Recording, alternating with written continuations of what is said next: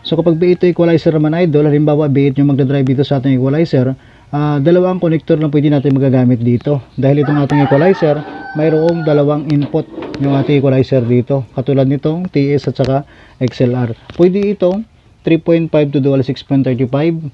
Pwede ito sa channel 1, channel 2, input. Tapos itong 3.5 dito sa ating B8 sound card. Monitor output ulit.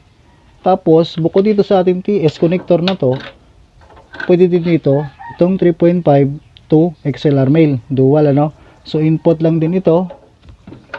Tapos, dito sa ating channel 2. Tapos, itong 3.5, ganun din dito. Sa monitor output lang din ang ating B8. So, ganun pa rin idol ano.